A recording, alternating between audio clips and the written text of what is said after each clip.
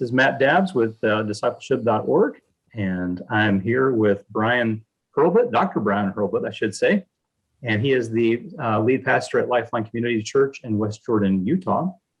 And he's going to share a bit about his ebook that was just published through Discipleship.org on the cohort model of making disciples. I've read the book, enjoyed the book. I've learned a lot from it, and I'm looking forward to our conversation. So welcome to the show. Well, thanks, Matt. It is great to be with you, and by technology. Yes, absolutely. Well, just give us just a little thumbnail about the cohort, your ebook, and the approach. Fill us in. Yeah.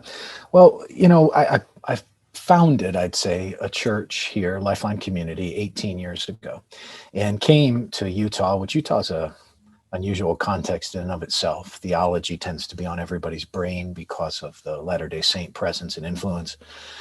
And the Christian presence is quite low. Statistically, it's the only state in the union where evangelicalism makes up a single percentage point. It's not in double percentage points. So I think it's estimates range anywhere from 4 to 7%, something like that, of the state. So when I came, discipleship and theological ed and making sure that people understood how to maturely walk in their faith was an important value to me. And I had begun doing some initial discipleship at a church I was on staff at in Texas, and found that doing it in groups was a more effective way to do it. And there's lots of reasons we can get into for why that's the case. But as we began to lay down a church plant that we began to see some great growth with along the way over the years, we started assessing, how do we kind of build something out that will scale with the church, that will allow us to create a discipleship mechanism that one of the things we say here is that no one outgrows. Sort of not quite a 101, 201, and it's not to be pejorative about those approaches. It's just to say, I'll put it this way, I get a little nervous when I meet a Christian and they say, I've been discipled. It makes me nervous because I think I'm not sure you ever graduate from the school of being a disciple. And so I think one of the things we want to do is be lifelong learners and always being discipled, in a sense, even while we're discipling. And so how do we go about that, and how do we functionally make that work? And so over time, I just began discipling a group of men. And then we began getting some ladies to disciple some ladies. And we did them in groups. And we began to build out a system and a structure. Tweaked it, fits and starts, some things right, some things wrong, the way any kind of system grows.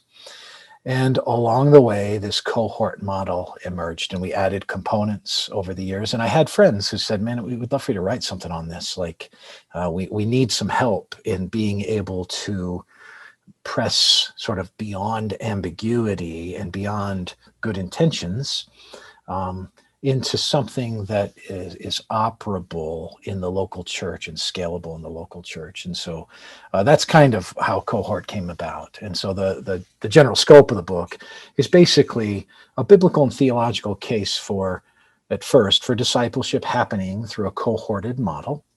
And by cohort, I mean essentially a small group. But I mean that in terms of kind of a micro group. There you can cap out pretty quickly, and maybe we can get into that a little bit.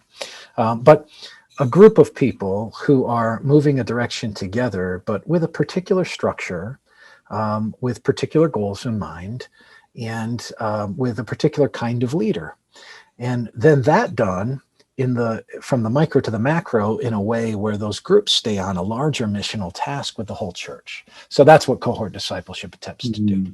Well, that's really good. And I really like your distinction on I've been discipled. Like, I've asked that question before in a class or here or there. Has anyone ever here been discipled? Like, as if it's a past tense thing. Like, I've never really thought about that distinction, and I think that's really healthy.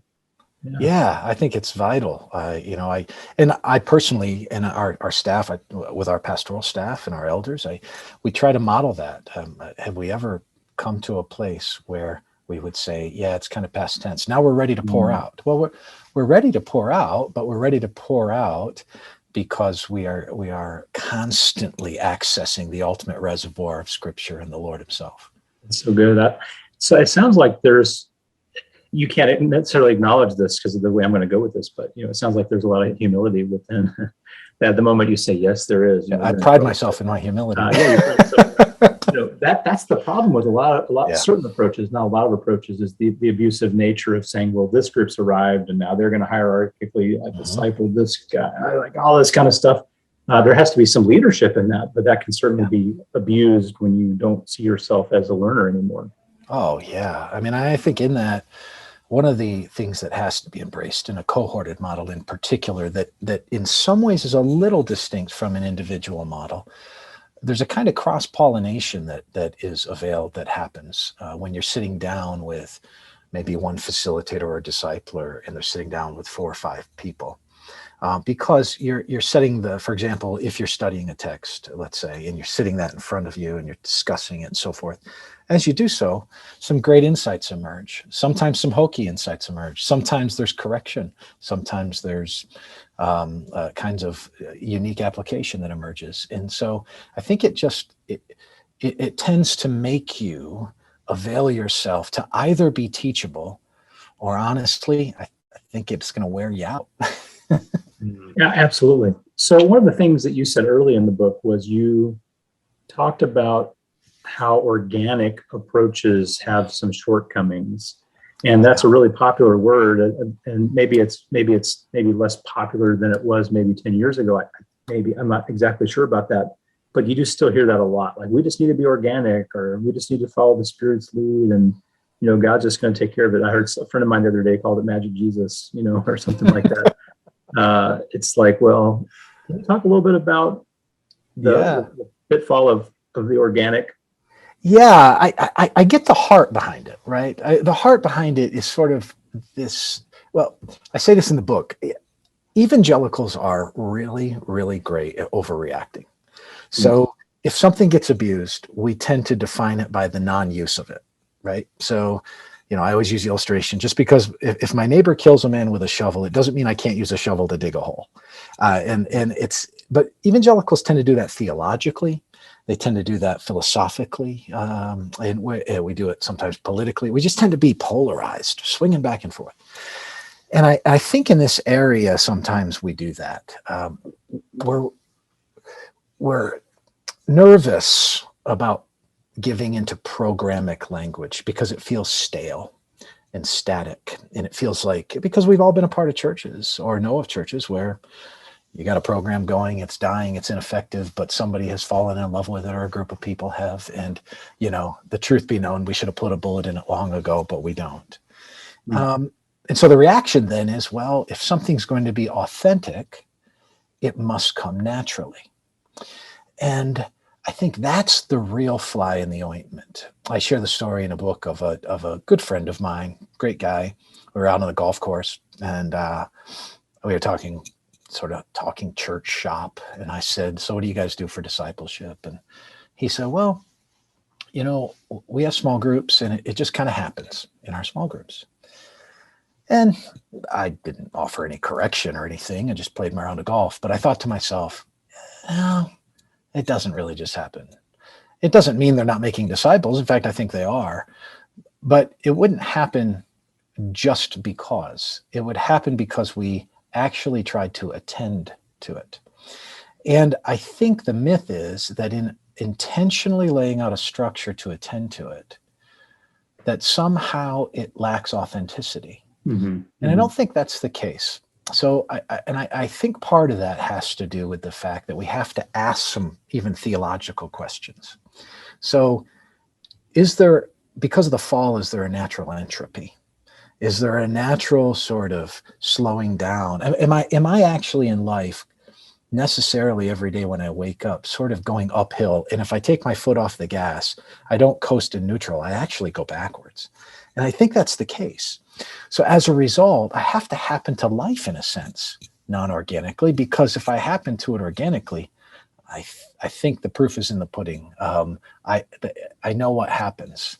And so what we've tried to do is to have what I'll call a non-organic organic approach, which is a way of saying we're trying to cultivate the soil non-organically by intentionality, by structure, by discipline, by large modes of how we function, but to do it that way so that the natural recalibration of the life begins to emit virtues of the kingdom and begins to emit a life of following Christ and begins to emit a commitment to the Lord and his bride. So in that sense, does it come naturally? Well, only insofar as the soil has been cultivated unnaturally, if that makes sense. It does. So there's some inconsistency there, right? Because if you said you're a lead pastor, and if you said, well, from now on, my preaching is going to be organic. Well, there's some guys that do that. I was, it's interesting, years ago, a little anecdote, I was speaking at it was one of the largest churches in Canada. And I was speaking there and did a Sunday morning, and then there was a little leadership training thing that I did with them. And I went through the buffet line, and there was a lady, and she had come from, and I won't name the church, some people would know what the church is, but she had come from a church in the States, and she said, you know, Pastor, that man doesn't really even study. It's wonderful. It's wonderful. He just gets up and he just says whatever the Spirit lays on his heart. I shared that with a friend of mine who was the lead pastor, and I'll never forget his words to me. He immediately said, oh, so he's lazy. Now that sounds judgmental, but his point was, wait a minute, we aren't called to just get up and say how do I know I'm speaking the Spirit, first of all? Our job is to be stewards of the sacred text of Scripture and the curated theology that has come to us through the history of the church, and then to bring that to bear. And that's true with discipleship. One of the reasons why I tell our disciplers, you're the depthometer. Their group's only going as deep as you go. Yeah, that's really good.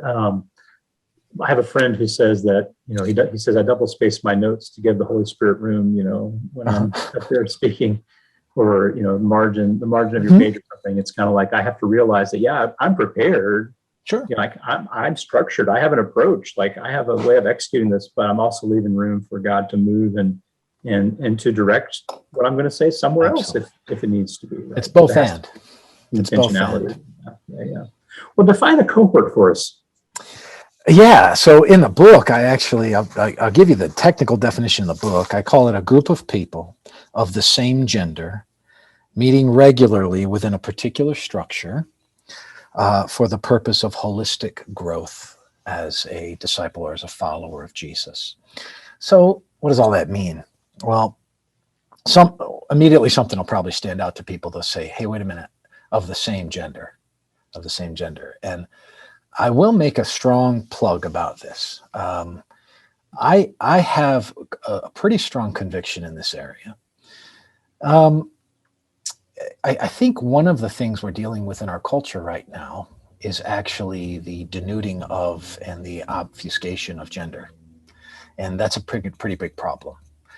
And so I think one of the things that the church has an opportunity to do is to not give into stereotypes, but we have the opportunity to celebrate the fact that the Lord has created us in ways that complement one another. And in that, I think there are things to be had even in the context of a cohorted discipleship. So practically speaking, this lands in a few ways. One of them, a goal in any healthy discipleship is not just cognitive learning, but it's actually the marking of a life, the laying out of a life in front of others so that others can speak into that life. Now, to do that effectively, you have to have some level of transparency. In the book, I talk about sort of moving in levels where you kind of go from companionship to friendship to transparency to the final capstone, the golden goose, if you can get it, is vulnerability. And the distinction being that I'm transparent when I open my life to you, but I'm still on the trigger with it. I'm the one dictating what I open to you. Vulnerability seems to be the kind of thing where I give you the keys, so to speak. I give you the trigger and I say, now, what area of my life would you like to know? And I'll share honestly with you. The challenge is that there are certain things as a man that it would be inappropriate for me to open up about in a context where I'm sitting with your wife, or I'm sitting with someone else's spouse, or a single woman. And so it actually inhibits the kind of thing that's needed, number one. I think a second part is, I think we all want to be better single men, single women, mothers, fathers, siblings, sons and daughters, grandparents. But to do that, I think to do that, we need the tooling that others who are on a similar journey and have certain categorical makeups like us can help us with. And so it allows then for me to become a better husband and a better man by having other men who are available to speak in my life, who are, when I'm sharing struggles and difficulties, they know exactly. When we're talking about how the text maps onto our heart and life, they know they can resonate with that.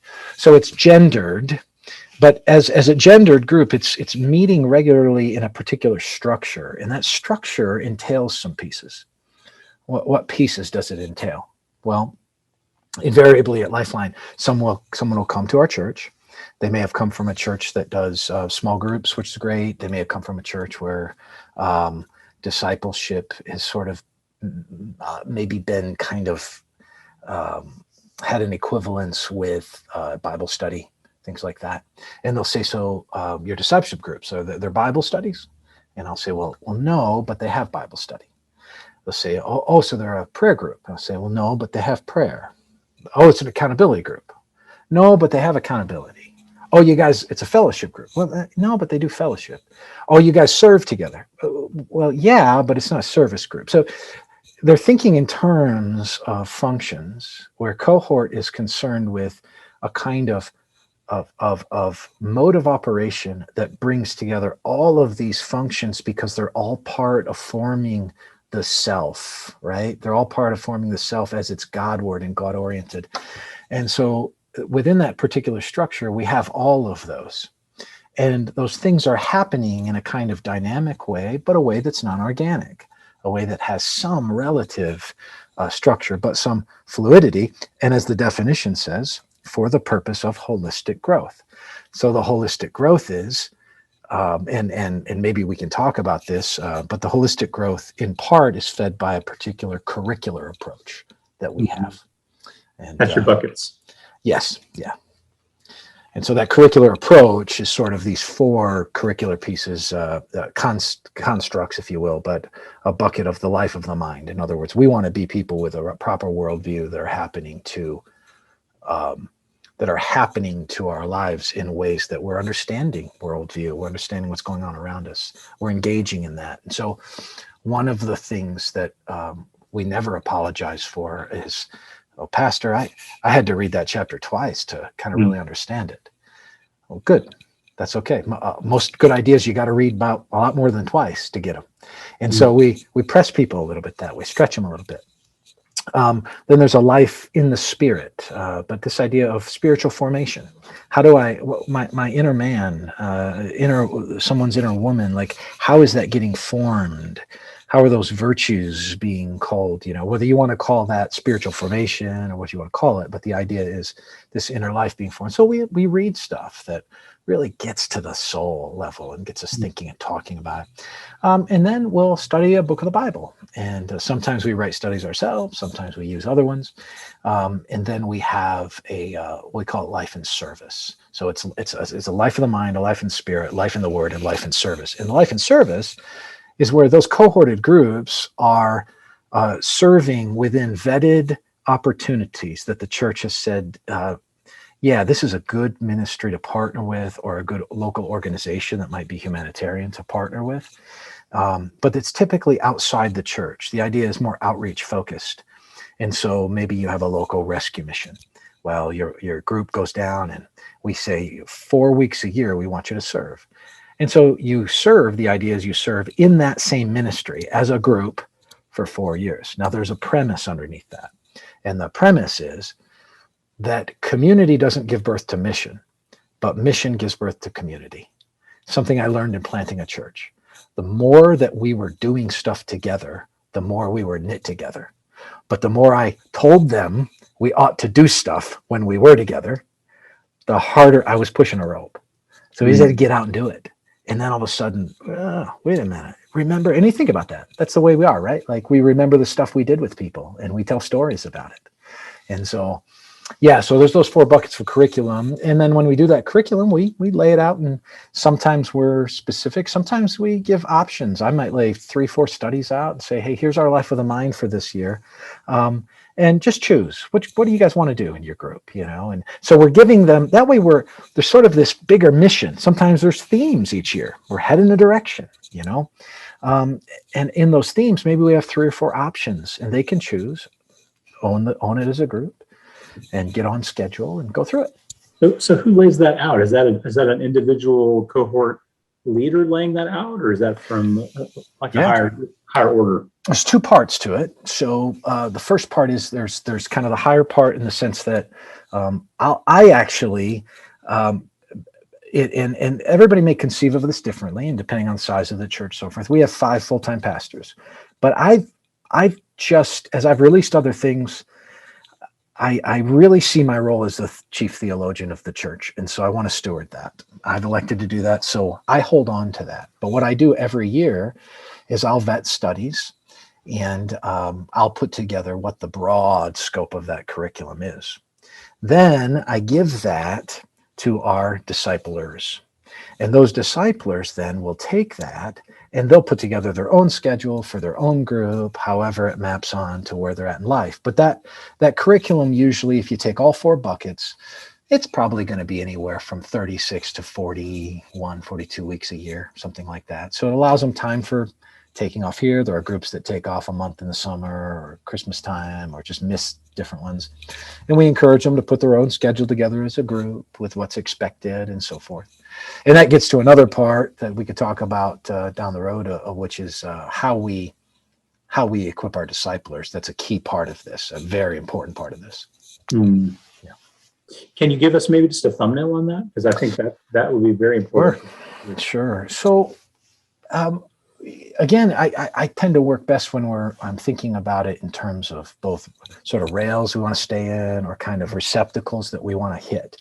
So I conceive of training, and I ask the question, what would I want people who are pouring out to know? And I mean, there's like any of us can think, and we would just have a catalog list of things we'd want somebody to know, right?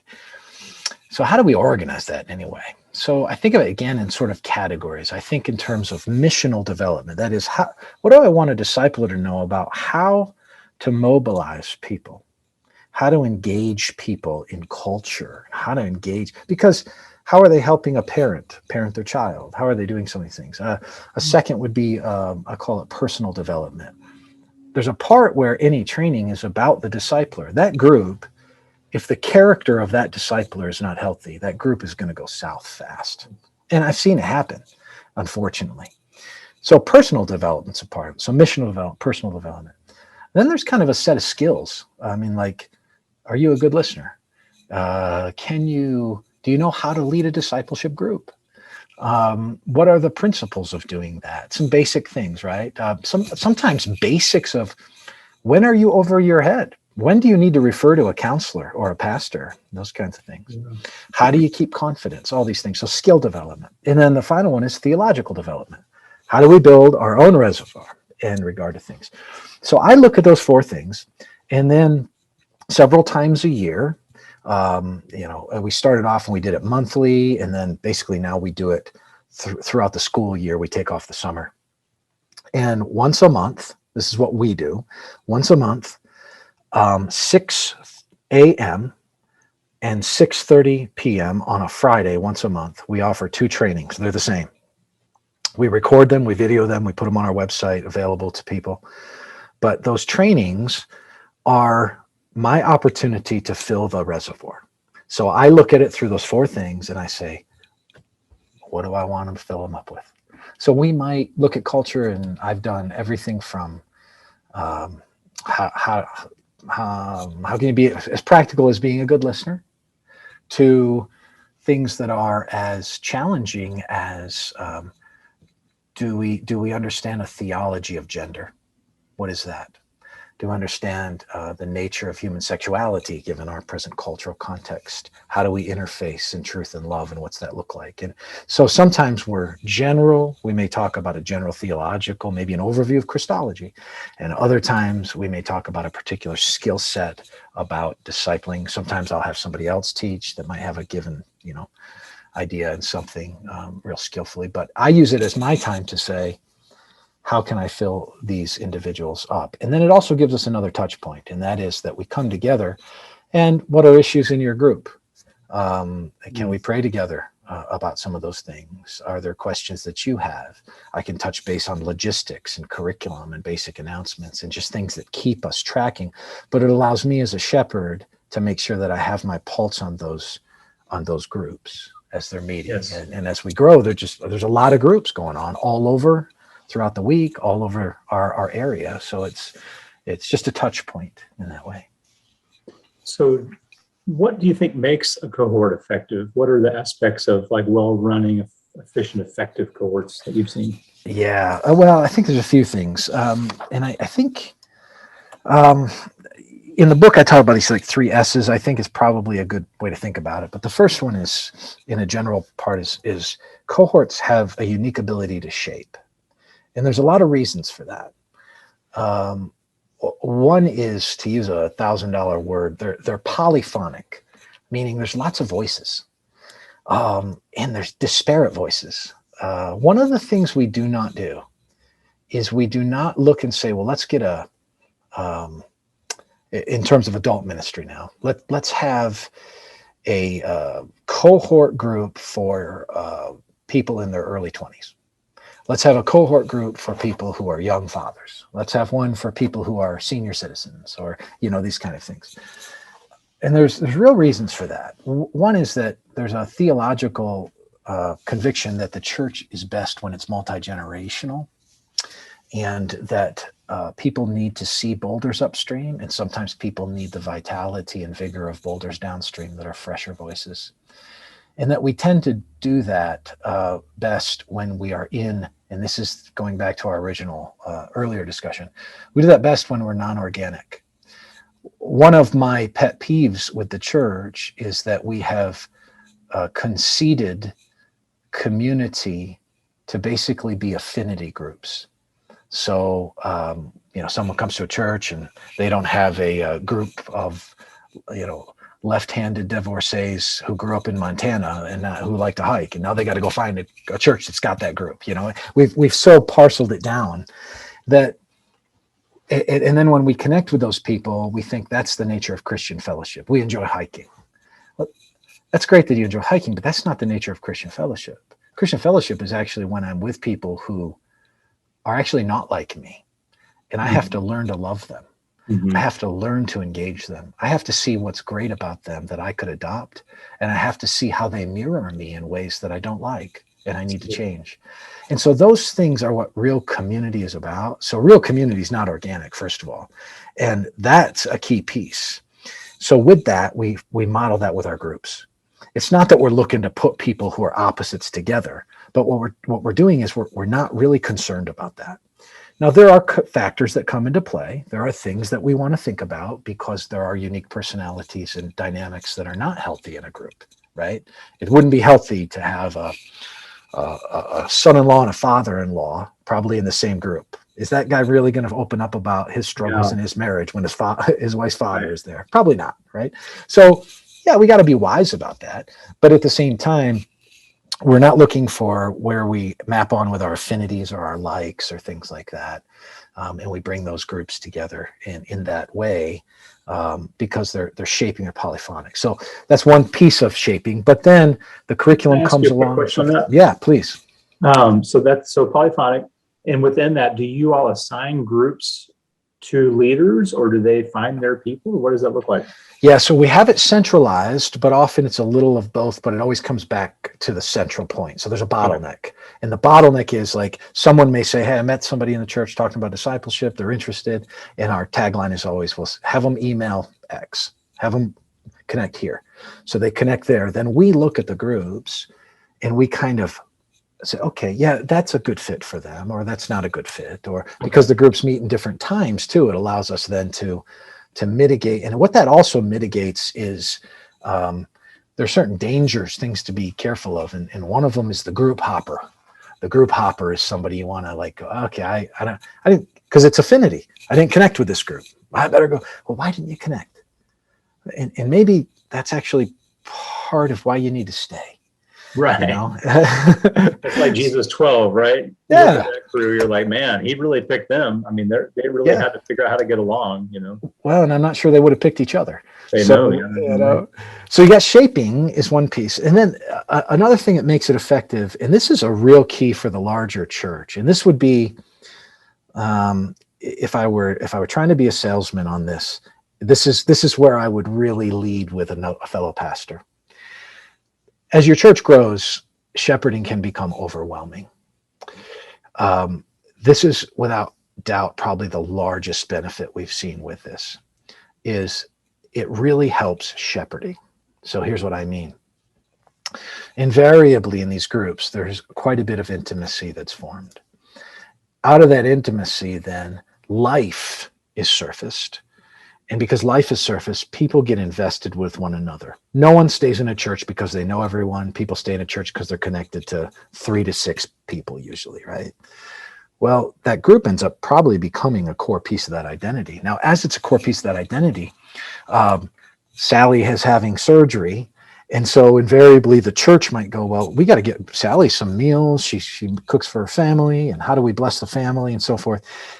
The tagline that happens around our church all the time is the discipleship group's already done it. They've already done it. They've already done it. There's a lot of things that emerge that the tagline is the group already did it. The group already did it.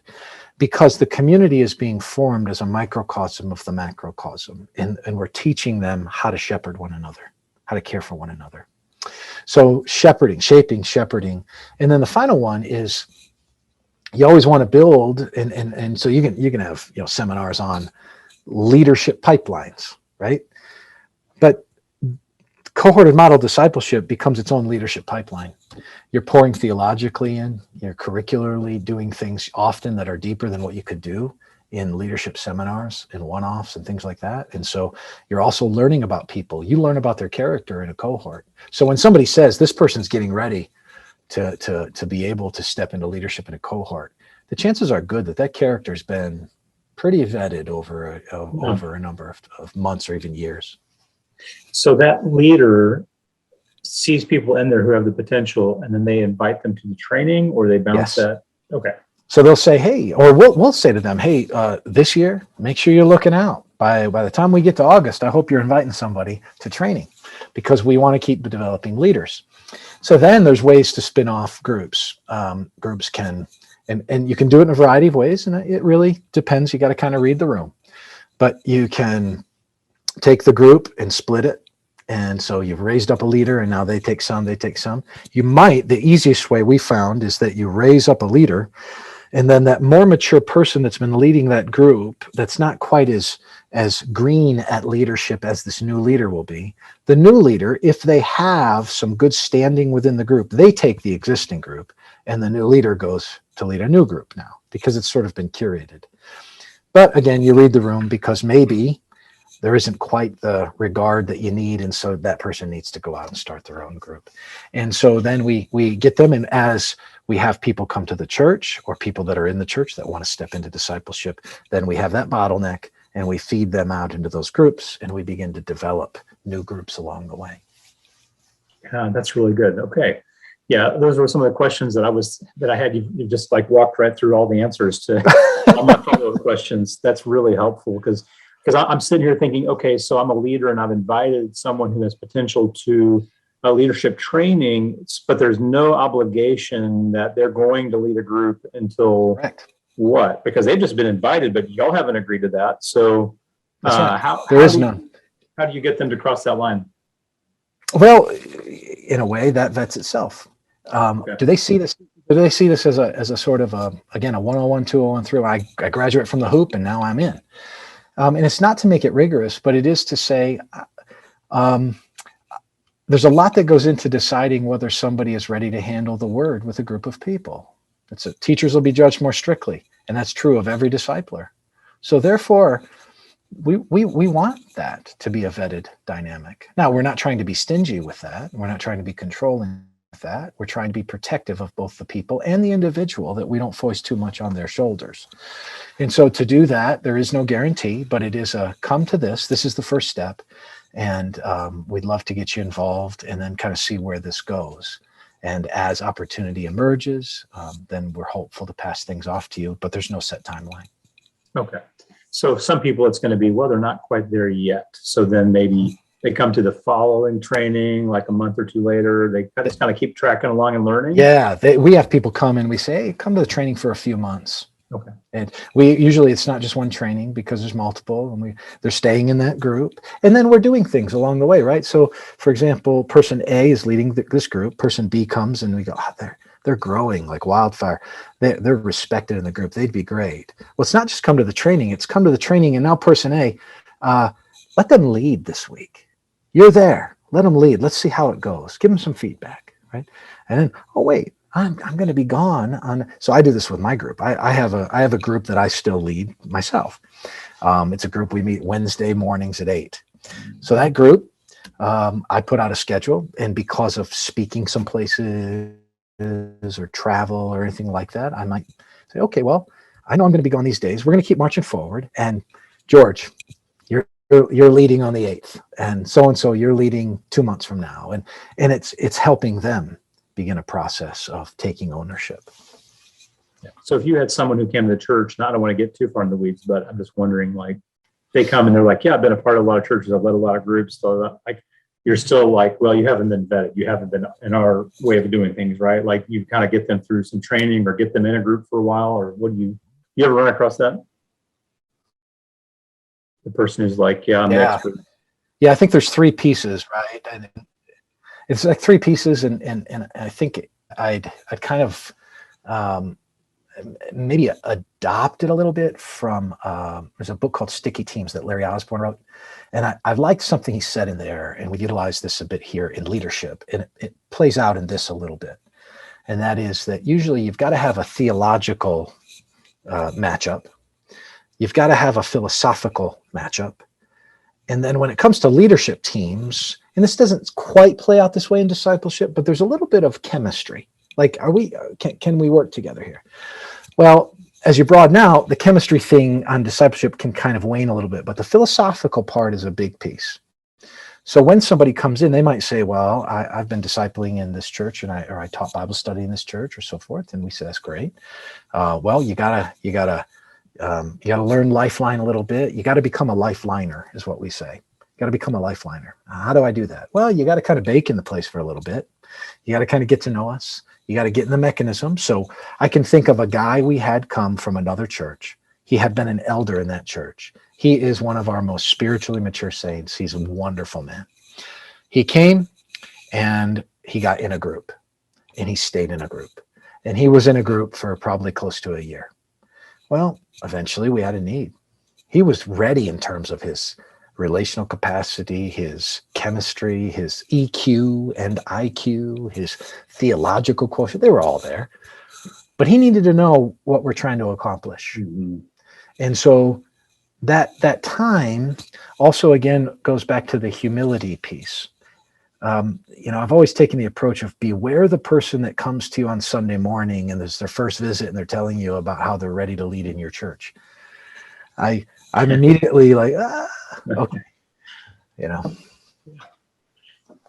So do you run discipleship groups? Do you disciple disciplers? So you said you have an 8 o'clock group? I do both. You do both. Okay. I do both. So the trainings, I kind of spearhead the trainings, and then the group, I do a group myself. I think it's important because there's an authenticity to being able to talk about it with everybody. When, again, sort of lifelong learning, you're actually in the lab. If you're only teaching about the lab, but you're never in the lab, I'm not sure you're going to be that great. Yeah. Well, just a little review here. So we're with Dr. Bryan Hurlbutt, and we're talking about his new ebook at Discipleship.org called Cohort. He's walking us through the principles, what a cohort is. You talked about it being gender-based. You talked about it being small. I don't think you've given us kind of a range of size of kind of what's too large. What are your numbers like with that? Yeah. In terms of individual cohorts? Yep. Yeah. So we typically practice it this way. We have found success both with one facilitator or discipler or two facilitators and disciplers in a group.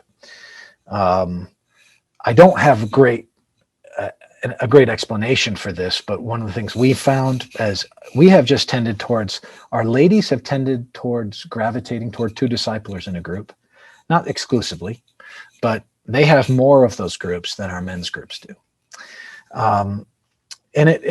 But we do have some of that in our men's groups. Usually the rule of thumb that we found is it's difficult for one person to disciple more than 5 others in a group. So usually 6 is the cap out for us. If you have 2 disciplers, you can expand that to 10 to 11 because you can divide up for prayer, you can do some individuated things.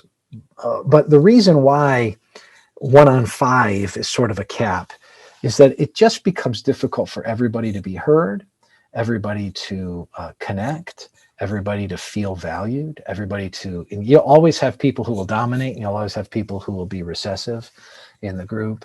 And to give those kinds of opportunities, we found it to be, that's sort of our cap. I personally have found that probably the most comfortable is usually 1 on 3 or 4 is usually the most comfortable. But and the reason also, another added piece with the cohort is and I can't emphasize this enough, if I had a second selling point with pastors beyond shepherding, it would be scalability. One of the things that's hard to do, if your church grows and you are committed to a program that is a one-on-one discipleship program, then if you take the average person who's working a 40+ hour work week and they're good at discipleship, they might be able to disciple 2 people a week, maybe. Most of them will disciple a person. And that means that oftentimes for every person that needs to be discipled, you've got to have a discipler. And that's really going to limit how you're going to be able to move forward, because it just doesn't become scalable at that point. Or you drain resources and you've got one guy that's killing it or a lady that's killing it. They're great at it. But now you're funneling to them and they've got 6 discipleship meetings in a week on top of their, between prep time and other times. They're working 15 to 18 hours a week for the church on top of their job. And so the cohorted piece allows you to disciple more people. And then with the benefit of that polyphonic piece, I think it's something that is really very easily scalable from a church that is 35 people to a church that's 3,500 people. I don't think there's any problem scaling it. Yeah, and in your ebook, you talk about seeing this in the ministry of Jesus. Can you talk a little bit about that? Yeah, absolutely. So in the book, I start off trying to set some biblical underpinnings, just to say that, not so much to say, and I'm careful to say this, the text isn't prescribing cohort discipleship, but I think it describes cohorted ministry. Mm-hmm. And so it does that in a couple of places. I think you see it, and there's more than this, I think you go to the Old Testament and you see it in the School of the Prophets and things like that. But I do think you see it in Paul's ministry with if anybody studies missiology that might be listening to this, in the sodality of ministry, which is like you have a modality where you enter it without any second commitment. The church is a modality. It's for anybody. But a sodality is you make a second step. It's a second level commitment, or it maybe it may have an age range or something like, or in this case, a gender kind of piece to it. But there's a second commitment or a second hoop that's being run through. In these sodalities, I think you see that in Jesus' ministry as well as Paul's. So Paul has his missionary band. He thanks them at the end of letters. I see guys show up in different letters. Tychicus, you see him show up, and yeah, Demas, unfortunately, in some positive ways and negative ways, but you see them as Timothy, part of the missionary band. In Jesus' ministry, he has this great invitation to these disciples. But in that, even, right, he has first disciples. There's more than the 12, but then it kind of gets, that 12 comes in close. And then it comes even closer with 3 guys. And so if you read through Mark's gospel, you'll see three guys, right? James, John, and Peter. Often historically, we've said the inner circle of disciples. But what's interesting, I found as I was researching for this, I found it fascinating to see, when did he have that inner circle? When did he invite them? And it's interesting, there are three occasions in Mark's gospel, three events in the life of Jesus that we clearly see those three show up, right? Mm-hmm. One is the healing of Jairus' daughter, and he invites them into the room. It's just mom, dad, Jesus, and these three that are in that intimate moment of God's power showing up. You see it at the Transfiguration, where Jesus reveals the glory of his person as God the Son, just a little window into it, right? And then you see it as he invites them, and they're not very good at it, but as he invites them into his pain in the Garden of Gethsemane. And as I was writing this, I thought, that's indicative of what we're trying to accomplish in these groups. There's a real sense in which we get together and we're hopeful to see the power of God at work in our life. We're hopeful to engage both in self-revelation and in the revelation of God. We want to have personal knowledge horizontally and vertically. And then we're also inviting, every week in our group, we're inviting people to share their pain, to pray over it, to be heard, to be sometimes affirmed, to sometimes be challenged. So I think we see that in the text descriptively, and it's a reminder to me that if Jesus held people close like that, and if Jesus strategized for particular kinds of encounters, it might be that the great disciple makers is giving us a little window into something. Yeah, that's really good. Can you spend a minute describing what a typical group runs like? Like, what's the Sure. flow? Are they all the same? Is it up to the leader? Yeah. So it's up to the leader within parameters. So what we've tried to do is make things flexible but not formless.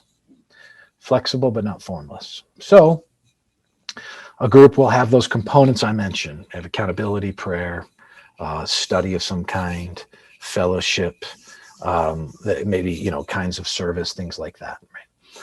So a typical group, if you're meeting for service, that's the intent. But let's say a typical meeting, you're going to get together, they're going to connect in fellowship.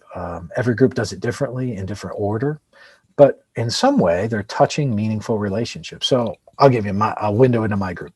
When I meet, the first while we're together, we go around, just catch each other up on our week. It's just a check-in.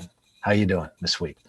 In some ways, we almost know. There's certain parts that we've been together long enough. It's okay. I know that this person's going to say this, but we get some new windows. We update on old things, and in some ways, it's a sweet opportunity for people to share things that might feel mundane if they were just to share them with someone else. But because we're read into each other's stories, we know where we left off last week.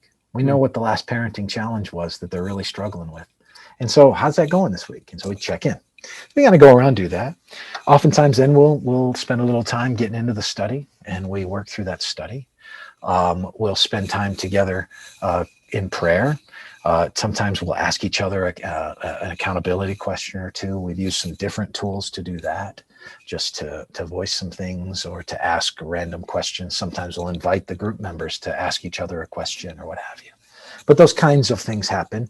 So we're both landing in terms of connecting on the social apparatus, soaking it down into the words, soaking it into the study, working that through, and then working that out in our prayer lives in specific ways, but with an openness along the way to trying to cultivate more transparency on the road to vulnerability. So each group's trying to do that.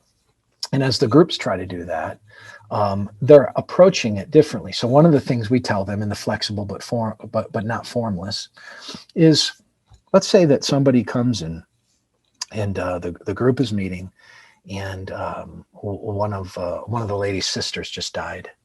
Well, what's that morning going to be about now? It doesn't mean that they won't get in the study. They might, maybe they wouldn't. Typically they might just dip into it or something. But that morning's going to be heavy, and that morning's going to have a lot to do with ministry to that person. So part of what the group is doing is the group is reading the room. The group is understanding what's happening in each other's lives, and they're attending to it. They're attending to it. And that's why on the backside of it, the sort of feedback I get a lot from people are like, man, I don't know what I would do without this in my life. And we tell people at the beginning, that's the goal. The goal is that in a very real sense, that you would be able to say, these relationships have become necessary for me. I have to have them in my life. And I need them, not because I fostered a kind of unholy codependency, but I've recognized the wisdom of counselors, and I've recognized that doing life alone is a danger zone. Yeah, that's really good. Are these groups open groups or closed groups? So they're typically open, and that's always a little bit. Somebody implementing this that'll be a little bit of a push for some people. I have found over time that I've had to lean sometimes on our leaders, because what happens, right, is so one leader's leading with 3 other individuals. They've spent the last year and a half together, and they've become very close, and they know each other. But someone else has come to the church, and our groups are full, and the group that's available and that maps onto their time schedule is that group. Now we have a choice. We can say, I'm sorry, we can't meet your discipleship needs, or that group can flex. And I tell our groups, we will always err on the side of that group flexing. We will always look and say, how do we accommodate? Because our life has to be positioned open, not closed. But we're trying to do that reasonably. We're trying to do that with regard to trust. So what usually happens is not that the leader will come to the group and say, hey, is it okay if we add someone? I think that's begging for trouble. I think asking that question is you're going to get, yeah, and you might get, no, and then you have conflicting things, and now you're going to cater to one person versus another, and you're going to do your leadership by consensus, and it's very difficult to do. So we have a value, and the value is people get discipled. The system, the program, the large picture, the movement moves forward, and people get discipled. So with that said, we'll say, let the group know that we're inviting somebody in. Let them know why we're inviting someone in. They need to be discipled. Let them know that we've said this, that we think this will be a good fit. And now, there's always a little bit of a kind of probationary period, if you will, meaning that I tell people when they're coming into discipleship, as I talk with them on the front side, I say this is a commitment, number one. And by that, what I mean is it's not legalism, but it's unless you're sick or out of town, you'll be there. Mm-hmm. So one little anecdote. Years ago, we had a guy come in our group. He's still in our group. He's a great guy. And I had this conversation, went like this. He owns his own business. He's very skillful, very talented. And he came Sunday morning and he said, hey, Bryan, I've got a missed group this week. Our group at the time met like 10 in the morning. It was an odd thing, but it worked for the guys. He said, I got to miss this meeting. I scheduled a client to meet with at 10:30. And I smiled, and I had the relational equity to do this with him, but I smiled and I said, you know what? That is going to be so awkward for you when you have to go back and tell that client you can't meet because you had a prior commitment in your discipleship group. And he kind of chuckled, and I didn't. And he said, you're serious? I said, well, yeah. I said, you committed to these guys. You committed to me. You run your own business. You can set your own appointments. Mm-hmm. Yeah. I said, so why not? So he came back after the service and he said, all right, I changed the appointment. Now, I don't do that every time. It's not legalism. There are things he could have said, no, I've got to meet with. I get it. You got to run a business. It's fine.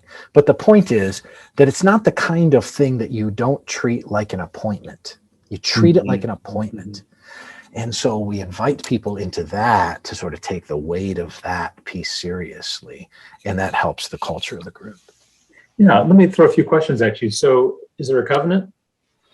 Yeah, well, people have a kind of partnership covenant with our church. We don't do a specific group-specific covenant, but what we have is a rubric.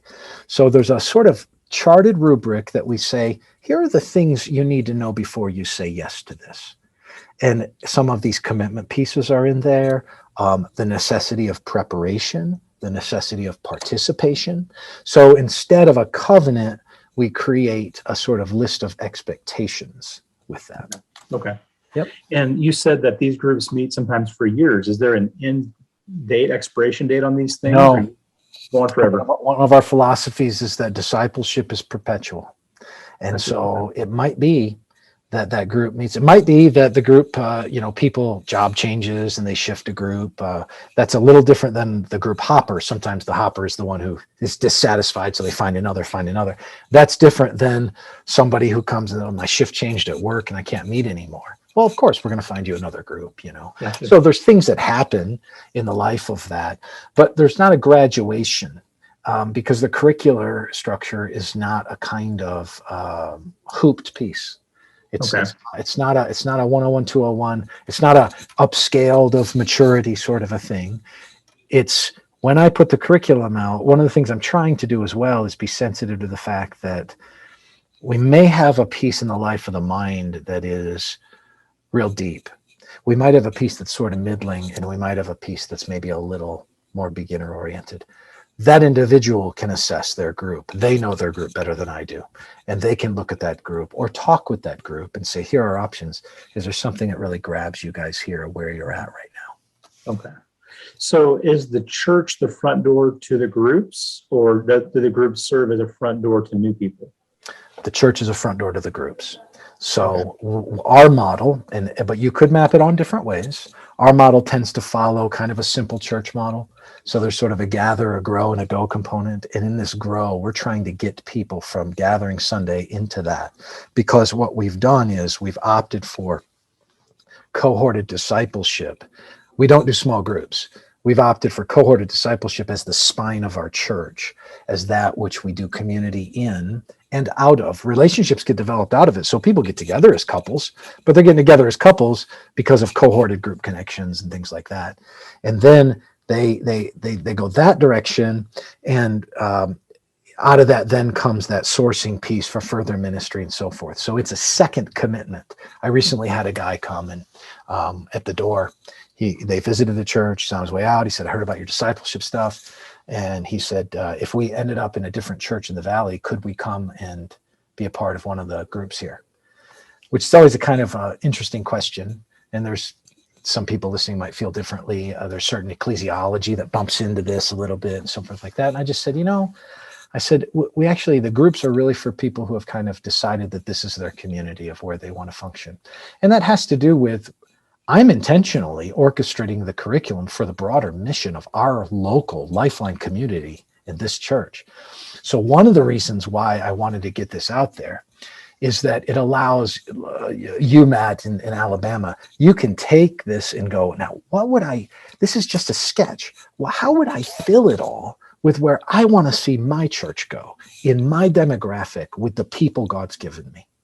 So it allows you to lay in these sort of buckets, lay in this structure, the kind of topography that you think that the Lord is calling you to it. So in that way, it's not a Calvinist, it's not Arminian, it's not a Paedo-Baptist, it's not a Believers, but it allows, we all have convictions on all those things, but the structure just allows you to press forward where you think God's calling you.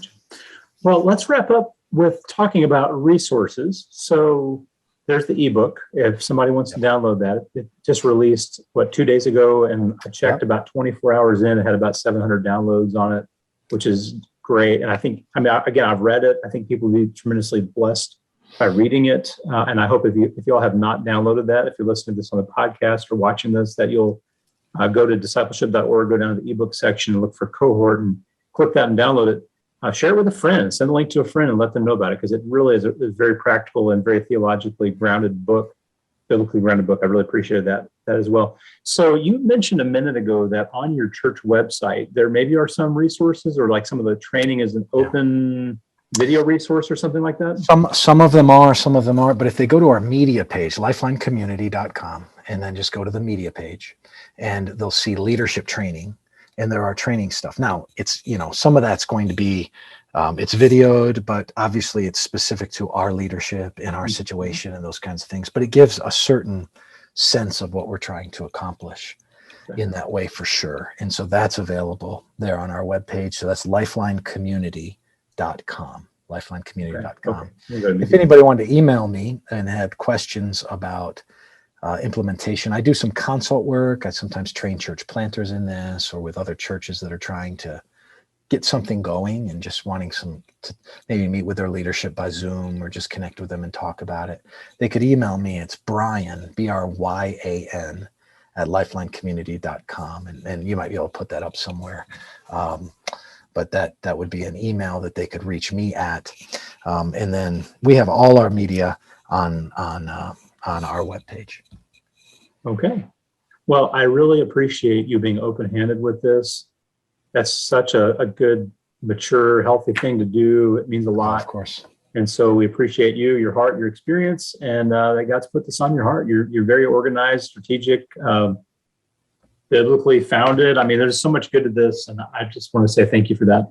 Well, thank you, Matt, and my joy, and I've enjoyed the partnership and with Discipleship.org. Hopefully that continues, but may the Yes. Lord bless, and hopefully it benefits people. And again, feel free to contact me if you're needing any help.